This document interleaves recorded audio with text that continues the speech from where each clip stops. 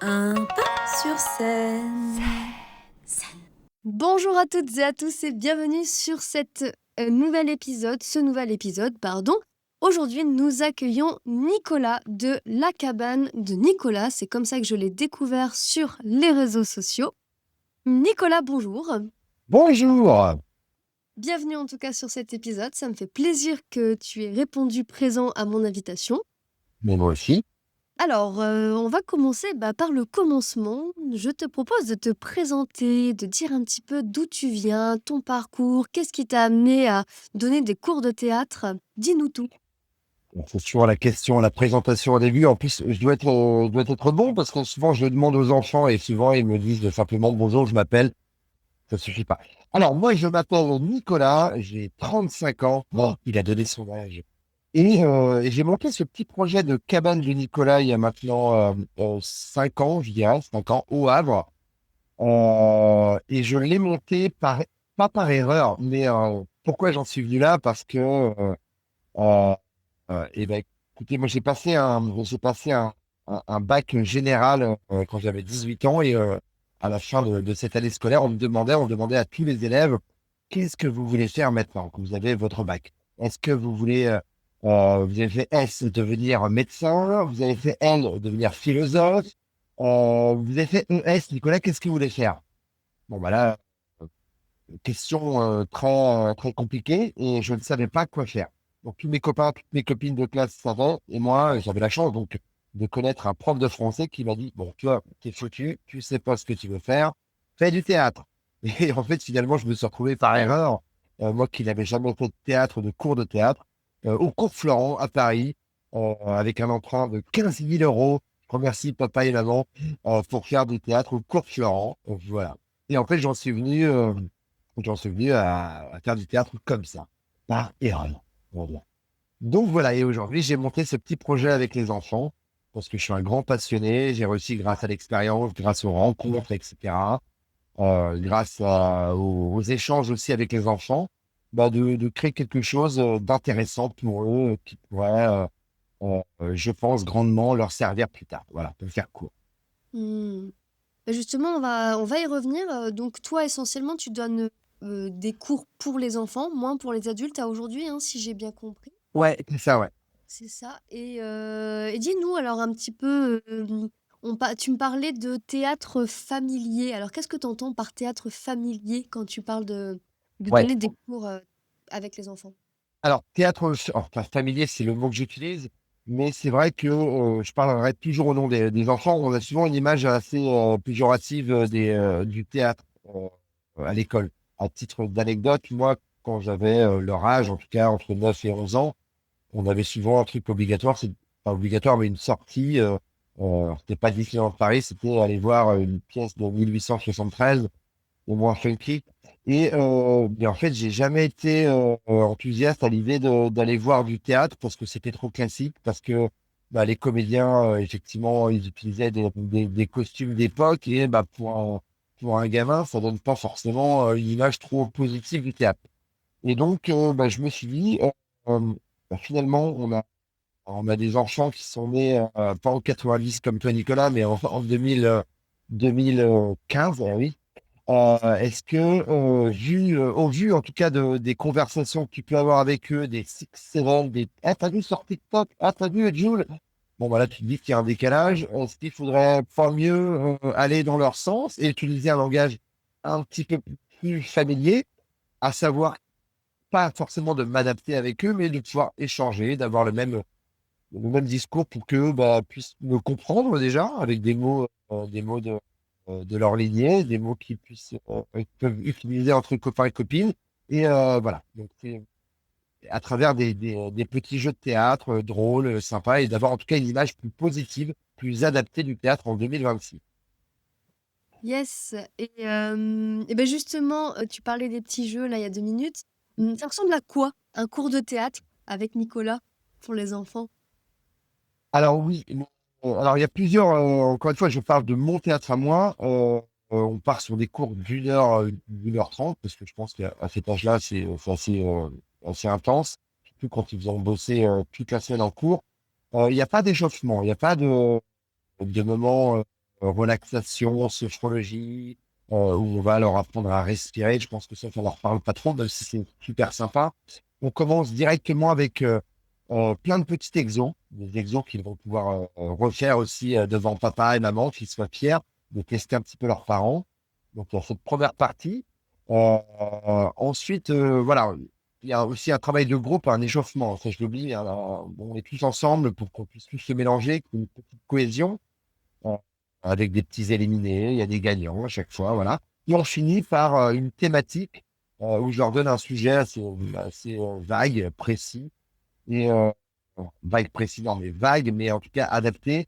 Et je leur laisse 10-15 minutes pour bosser avec leurs copains, leurs copines de leur choix. Et ensuite, nous proposer devant les autres élèves une petite mini représentation. Donc, tout en leur donnant des consignes, bien parler fort, parler face au public, mais en s'amusant, en lâchant leurs petites blagues s'ils le veulent. C'est eux qui sont tributaires de tout ça.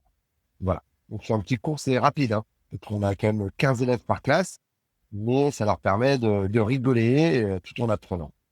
Voilà. Ouais, ouais. Ouais, c'est vraiment l'apprentissage par le jeu, l'apprentissage aussi de la communication, tu m'en avais parlé. Pour toi, c'est hyper important d'apprendre aux enfants de communiquer, d'être capable de s'exprimer, d'exprimer ce qu'ils ont envie d'exprimer, enfin de dire ce qu'ils ont à dire très clairement. Et tu utilises beaucoup le théâtre un petit peu pour leur transmettre cette capacité-là aussi. Ouais. Oui, s'exprimer, c'est important. J'insiste, je pique dessus parce que c'est ce que j'explique aux parents. C'est qu'aujourd'hui, il y a des élèves qui sont très studieux, hein, qui ont une mémoire, ce que j'appelle la mémoire visuelle, que je différencie avec la mémoire auditive, mais qui vont apprendre par cœur quelque chose et qui vont, le jour du devoir, du contrôle à l'école, bah, avoir 20 sur 20 parce qu'ils ont appris par cœur, ils ont copié ce qu'on leur a dit dans leur cerveau, ils l'ont collé, tout est bon. Mais le jour où, parce que ça va arriver, ils vont devoir trouver un boulot, faire un casting ou se présenter, en tout cas se démarquer les autres. Cette mémoire, ce copier-coller, ça ne va pas leur servir. Donc, je leur apprends à s'exprimer, à être un petit peu différent des autres, mais tout en restant eux-mêmes. La personne qui est introvertie, forcément, ça va être beaucoup plus compliqué de dialoguer avec quelqu'un, d'échanger, mais en bossant un peu, peut-être qu'elle va sortir des choses différentes de celui qui est extraverti à gogo, qui lui va avoir tendance à bombarder plein d'idées, mais sans trop les réfléchir. Donc, finalement, voilà, j'essaie de mettre en valeur en disant, mais, ok, on est tous différents, toi, tu es timide, mais il suffit voilà, que tu te forces, que tu apprennes à dire 2-3 phrases, ça peut marcher pour toi. Ça peut être trop bien. À la différence de la personne qui, elle, a tendance, voilà, à bombarder, peut-être qu'il faudrait plus que tu te canalises, parce que là, tu vas lâcher plein d'idées qui sont très intéressantes, mais le mec en face, la personne n'aura pas le temps de tout prendre en compte. Donc, et c'est ça qui est intéressant, c'est de montrer que il n'y a pas de niveau, il n'y a pas lui, il a plus de chance que moi. Non, non. C'est de mettre au même niveau, de faire une petite moyenne. C'est bien aussi parce que l'avantage en fait avec le fait de faire tout ça dans le cadre d'un cours de théâtre, c'est aussi d'avoir la possibilité pour un enfant d'avoir un cadre rassurant, puis un cadre de jeu. Donc ça va venir l'amener à se sentir plus détendu, je pense, pour essayer, expérimenter, oser. Et après, ça peut aussi se retranscrire dans la vie au quotidien, en fait. C'est j'ose, j'y vais, quoi. Je l'ai déjà fait dans les cours de Non, théâtre. mais c'est Donc, ça, le théâtre, enfin, souvent, c'est pas obligatoire le théâtre, en fait. Alors, j'ai envie de dire, hélas, parce que les enfants, ça leur ferait du bien. Et tant mieux, parce que moi, ça me permet de donner des cours, je vais pas vous mentir. Mais effectivement, moi, tous mes élèves ont pris cette initiative de faire du théâtre et pas du foot et pas une activité peut-être plus ludique, plus sympa, où il n'y a pas d'obligation finale, si ce n'est de gagner un match, mais de venir tous les vendredis ou tous les mercredis pour apprendre. Si je peux leur donner une petite notion de leur dire, on peut apprendre, mais en s'amusant, leur donner notre image du théâtre, et qu'ils puissent donc, encore une fois, apprendre tout en s'amusant, c'est génial et c'est ce qui se passe, quoi. Mais non, moi, donc, tous les élèves que j'ai eus, jamais j'ai eu des enfants qui sont venus à reculons. Jamais j'ai eu d'enfants forcés. C'est pour ça que je leur propose des petits cours d'essai pour leur montrer cette dimension théâtrale trop drôle, trop sympa, trop fun. En plus, on fait des vidéos, on est connus sur TikTok, mais que demander de plus? Mais leur dire que, en fait, ouais, on peut apprendre. mais avec des jeux. On peut apprendre à s'exprimer, mais tout en se marrant, en s'amusant avec des copains, des copines, timides, pas trop timides. C'est ça qui est trop cool, quoi.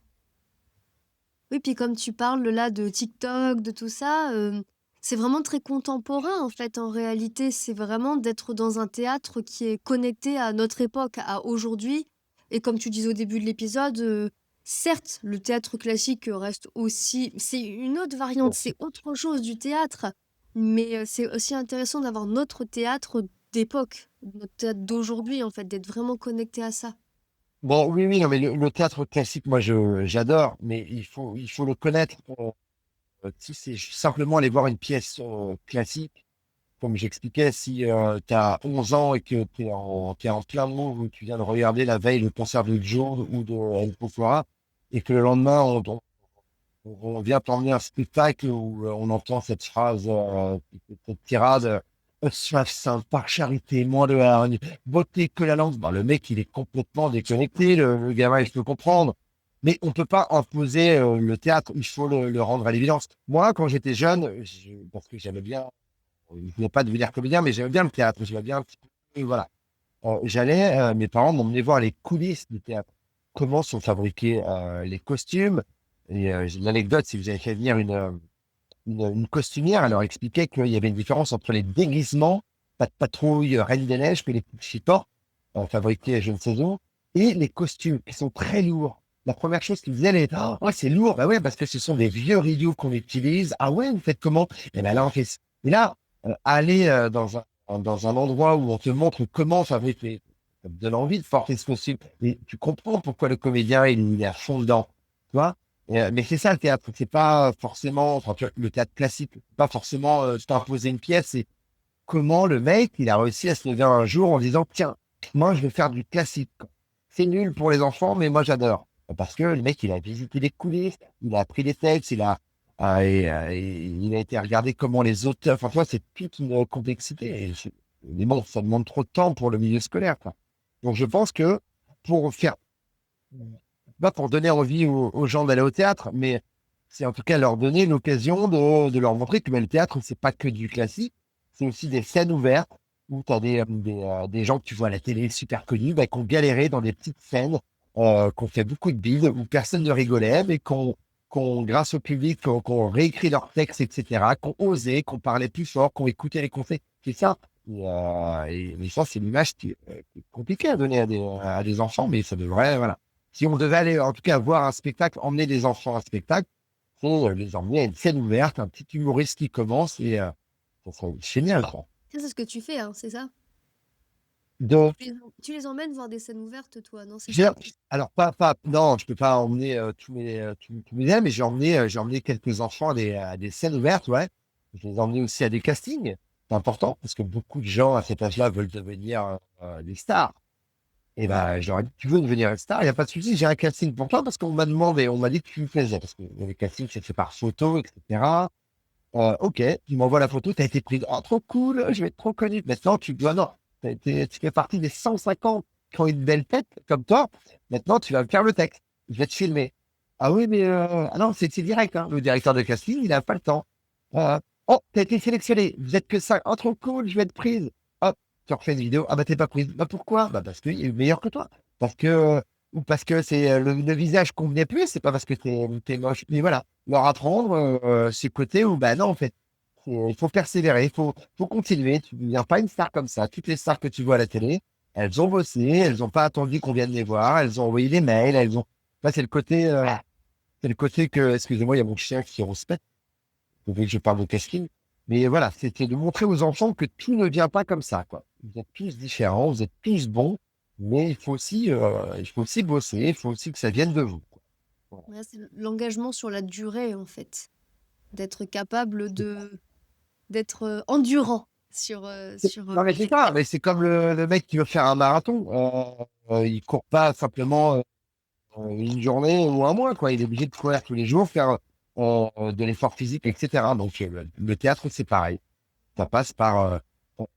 Et je parle pas du théâtre forcément de devenir une comédien ou quoi que ce soit. Je parle des gens qui veulent évoluer, qui sont timides.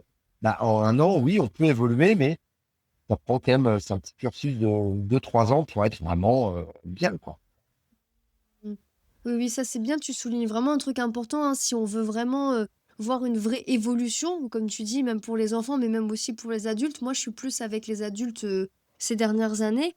C'est vrai que la régularité, elle aide vraiment. On voit vraiment à quel point les gens, ont vraiment une espèce de transformation intérieure, mais qui se fait d'elle-même, en fait. C'est-à-dire que c'est le fait de participer régulièrement à Bien un sûr. cours, d'oser être vu, d'oser, essayer des choses complètement farfelues, ça permet vraiment de faire une transformation et des fois d'elle-même, en fait. Il y a pas un truc C'est bien, incroyable à c'est super intéressant parce que moi, pourquoi je bosse avec les enfants? Parce que bah, c'est un âge où il n'y a pas de honte. Tu peux te lâcher, tu peux jouer dans tous les jeux que je leur propose. Les enfants, je dis pas que c'est grâce au théâtre que je peux les emmener quelque part, mais en tout cas, je peux leur permettre de leur ouvrir quelques portes qu'ils n'auraient pas eu, en tout cas, s'il y avait pas, si ces personnes n'avaient pas pu se libérer à travers le langage, etc. et c'est quoi alors les retours des parents que tu peux avoir par rapport à tes classes? Voir un petit Ouais, peu, si est-ce que tu as des parents qui te font des retours, qui te disent, ouais. Alors, pourri, nul, trop cher. Non, je plaisante.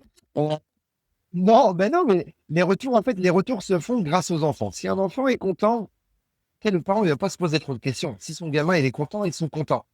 Par contre, là où effectivement, tu as des gens, et la plupart de mes élèves, les parents de mes élèves le font bien, c'est qu'ils viennent te dire en me disant, ouais, écoute, par contre, ouais, là, on voit qu'il y a une évolution parce que ouais, lui qui n'était pas capable de faire ça, il nous a montré que et c'est ça qui est cool, c'est de la gratitude. Maintenant, je vais être méchant, mais j'écoute pas forcément les parents. Moi, je fais ma vie, j'écoute les enfants, je vois les enfants. Moi, je sais que les enfants font qu'il y a une sacrée évolution, donc je sais que ça fonctionnera bien. Maintenant, si le parent il est content, bah, tant mieux. Pourquoi? Parce qu'il va le réinscrire. C'est les parents qui décident de tout ça. Mais non, non, je suis content. Et pour finir, les élèves que j'ai, tu vois, c'est des élèves qui sont là depuis 4 ans et qui continuent, la plupart. Donc c'est ça qui est bien, c'est qu'il y a une tangente, enfin, il y a vraiment une évolution, quoi. Ouais, ouais, ouais, c'est qu'ils ont envie d'être là, bah, c'est de répondre aux besoins de l'enfant, quoi. S'il continue, c'est qu'il a vraiment besoin et qu'il aime vraiment ce qu'il fait avec toi, quoi. Bah, surtout pour certains cours, tu vois, c'est vendredi soir et ils se sont tapés quand même toute une semaine d'école. Quand tu as 10-11 ans, tu as envie de souffler, mais non, ils viennent, ils ont le sourire, ils sont trop contents parce qu'on fait de l'impro, ils échangent, ils revoient des potes. Et c'est ça qui est bien, c'est qu'on mélange ce côté ludique, trop cool, on revoit mon pote, avec bah, l'exercice théâtral, quoi. C'est cool. Super. Écoute, l'épisode, s'approche tout doucement de sa fin. À la fin d'un épisode, interview, j'aime beaucoup faire un petit jeu. C'est le jeu l'anecdote ou l'impro. Donc c'est à toi de choisir. Soit tu choisis, bah, de me raconter une anecdote, ou soit tu choisis de me faire une petite impro. Qu'est-ce que tu choisirais? Bah là, on va partir sur le côté, tu me lances une improvisation. Mmh. OK, Et très bien. Alors l'impro, en effet, ça va être soit moi je te donne un thème que je tire au sort, soit tu as un truc que tu adores imiter, tu es incroyable là-dedans et c'est à toi de choisir dans ce cas ce que tu me proposeras. Qu'est-ce que tu préfères? alors, je suis tellement gentil, je vais faire les deux. On m'a toujours dit que j'étais le sosie vocal, et ça va parler à tous les enfants de 4-5 ans de Julien Clerc. Est-ce que tu connais Julien Clerc? Oui, bien sûr. Alors, on m'a dit que c'est une espèce de breuvage entre la brebis, je sais pas quoi. Donc, je vais faire ça dans un premier temps. Ça va durer 5 secondes. Puis après, on va dire, OK, on arrête tout de suite. Et ensuite, tu vas me lancer une impro. OK? Vas-y, c'est parti, on fait comme ça. Alors, j'espère que le micro n'est pas trop est bien réglé parce que Julien Clerc, c'est pas être comme ça. Il va. J'ai pas les paroles, je vais le faire au yaourt. Le yaourt, c'est une langue qu'on Vas-y, invente. fais du Bon. yaourt. Quelquefois, c'est dur quand la vie me tourne comme nous tous. Ça, c'est Julien Clerc. Et ça coûte 50 balles pour aller le voir en Très bien. bref. Tout tampon, on enchaîne avec la suite. Ça, c'est les cours de la cabane de Nicolas. Tout à fait. D'accord. Bon. Alors, je vais donc prendre au pif, une idée impro. Et tu vas devoir répondre à cet exercice d'improvisation. Attention, c'est parti. Tu vas Oh là. devoir décrire une scène qu'on ne voit pas comme un commentateur sportif? Comme un commentateur sportif. Euh, d'accord. Et il faut que ça dure combien de temps? Parce que là, c'est l'exercice que j'ai en plus Ouais, 30 que secondes je ou 30 donne à secondes. mes élèves et je leur dis, mais bossez un petit peu, ça peut être cool. Et en fait, moi, je réalise que je ne fais jamais les exercices que je propose. Donc, merde. Ok, ok. Est-ce que ça peut être une match de foot? Non, ça serait trop facile. Course de tiercé, tiens. Allez, Est-ce c'est que vous parti. connaissez, est-ce que tu connais la course de tiercé, quand Ouais, même? ouais, ouais. Ouais. Avec Bah, la voix très, comme les fêtes foraines, c'est joli, là. Ok. Ok, on y va. Allez, c'est parti pour cette course de la cabane de Nicolas. C'est parti avec le 14 de 12. C'est arrivé au tiercé quarté plus. Le numéro 5 qui accélère toujours avec le numéro 5 au couleur argenté qui accélère aux côtés du numéro 7 étoilé. Pascal Obispo. Pascal Obispo, numéro 7. Il reste 1500 mètres avant l'arrivée. Nous sommes ici au champ au tiercé quarté plus. Il reste 800. Disqualification de Nicolas Fiolo, le professeur de théâtre. J'espère qu'il y aura beaucoup plus de gens l'année prochaine. On accélère dans ce tiercé quarté plus au quartier de l'Amérique. Le verset de l'Amérique, il accélère. Numéro 7, 7, 8, 9. L'arrivée à 14 contre 1. Numéro 2 à 12 contre 1. L'arrivée du numéro 3 à 8 contre 1. C'était l'arrivée de ce tiercé quartier plus magazine. Merci de nous avoir suivis pour cette séance Equida. Merci en tout cas pour ce podcast. Je ne sais pas si ça rend bien au podcast. On a l'impression que j'ai une voix de fête foine. eh bien, écoute, merci beaucoup en tout cas à toi d'être venu prendre la parole sur cet épisode. Merci à toi pour ces questions à la fois simples, mais super sympa. En tout cas, moi, si j'étais parent, d'avoir le discours de différents profs de théâtre, parce que je pense qu'ils ont tous sortes de discours différents, leur manière de travailler différemment. Eh ben, c'est cool. J'aurais aimé écouter ça. Donc, Ouais, bah merci beaucoup. Si jamais vous voulez trouver Nicolas, eh bien, c'est la cabane de Nicolas sur les réseaux. Tu as Instagram et TikTok, hein, c'est ça? oui, oui, C'est oui, ça. bah oui. Je suis dans le move 2026. Voilà. Les parents pourront trouver différents exos à faire avec leurs enfants, voilà. Même sans Ouais. s'inscrire à des cours de théâtre. Moi, c'est clairement ce qui m'a donné envie hein, de faire ce podcast avec toi. C'est le contenu que tu postais sur Insta. J'adorais vraiment le côté hyper ludique. Et puis, bon, on voit vraiment que les enfants, ils s'éclatent. Donc, merci en tout cas à toi de faire aussi ces posts-là. Ça nous permet vraiment d'avoir une idée de à quoi peut ressembler un cours de Bah, tu théâtre. disais, non, je me permets de te couper parce que bon, le poids des réseaux sociaux, c'est important. Et en fait, tu as toutes sortes. Tu as des parents qui t'écrivent, qui habitent à 600 kilomètres et qui te posent des questions. Alors, je suis le premier à répondre s'il y a des gens qui veulent poser des questions. Et c'est ça qui est amusant, c'est que tu as tout le monde qui se grève, qui habite à 400, 500 kilomètres grâce aux réseaux sociaux. Donc, Ouais, j'en étais pas fan, mais je m'en sers comme ça et c'est bénéfique. Donc, merci aux parents pour vos questions et puis merci aux enfants. super beau. Bah, c'était le petit mot de la fin. Du coup, je te propose qu'on termine là-dessus. Et un grand merci. Merci à tout le monde pour l'écoute. Et puis, bah, à bientôt.